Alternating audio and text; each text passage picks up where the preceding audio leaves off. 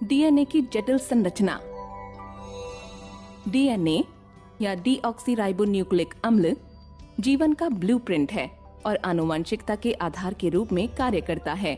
DNA के अणु में 2 रज्जुक होते हैं जो एक व्यावर्तित सीढ़ी बनाने के लिए आपस में अंतर्ग्रथित होते हैं। इसे द्विकुंडलिनी के रूप में जाना जाता है। डीएनए संरचना का सरलीकृत दृश्य यह दर्शाता है कि यह न्यूक्लियोटाइड की इकाइयों से बना होता है जो एक अनुक्रम में व्यवस्थित होते हैं। अधिकांशतः डीएनए की कुंडली दक्षिणावर्ती होती है, अर्थात इसका कुंडलन दाहिने हाथ की दिशा में होता है। दाहिने हाथ के तरीके से 2 रज्जुकों का व्यावर्तन बारी बारी से बड़ी खांच और छोटी खांचों का निर्माण करता है।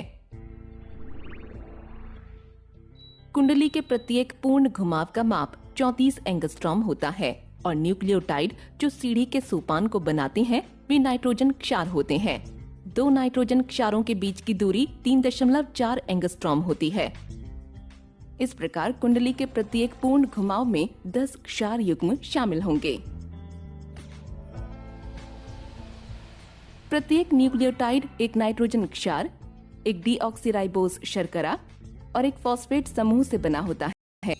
इन अणुओं में से प्रत्येक की एक जटिल संरचना होती है। नाइट्रोजन का क्षार एक एडेनिन अणु जल के अणु के मुक्त होने से संघनन अभिक्रिया के माध्यम से डीऑक्सीराइबोस शर्करा को बांधता है। एडेनिन और शर्करा के बीच एक ग्लाइकोसिडिक बंध का निर्माण होता है। इस जटिल अणु को डीऑक्सीराइबोस एडेनोसिन डी एडेनोसिन के रूप में जाना जाता है, जो एक डीऑक्सीराइबोस न्यूक्लियोसाइड है। जब एक फॉस्फेट समूह इस डीऑक्सीराइबोस से जुड़ता है तो ये जल के मोचन के साथ एक संघनन अभिक्रिया से गुजरता है।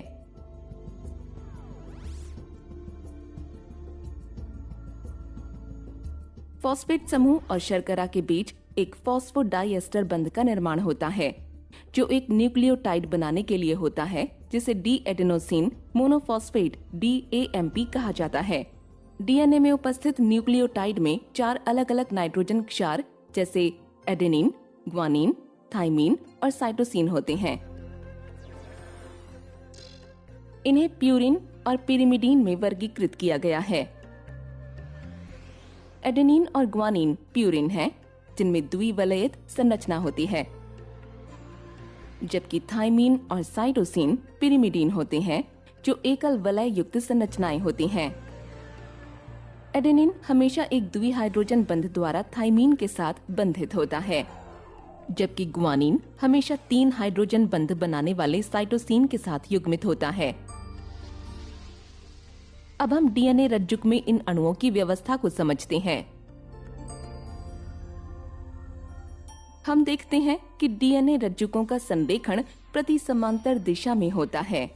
एक रज्जुक 5 प्राइम से 3 प्राइम दिशा में होता है, जबकि दूसरा इसके विपरीत होता है।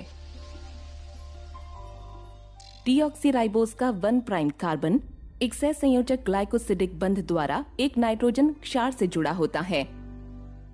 न्यूक्लियोटाइड क्षार समतलीय और एरोमेटिक होता है। फॉस्फेट समूह डीऑक्सीराइबोस के 5 प्राइम कार्बन और अगले डीऑक्सीराइबोस अणु के 3 प्राइम कार्बन बंध के माध्यम से फॉस्फोडाइएस्टर बंध द्वारा जुड़ा होता है। इस प्रकार डीऑक्सीराइबोस और फॉस्फेट समूह सीढ़ीनुमा अणु के आधार का निर्माण करते हैं, जबकि क्षार सोपान का निर्माण करते हैं। 5 प्राइम रज्जुक के अंत में हम इसके फॉस्फेट समूह पर एक मुक्त हाइड्रोक्सिल समूह को देखते हैं, जबकि 3 प्राइम रज्जुक पर मुक्त हाइड्रोक्सिल समूह डीऑक्सीराइबोस अणु के 3 प्राइम कार्बन पर पाया जाता है।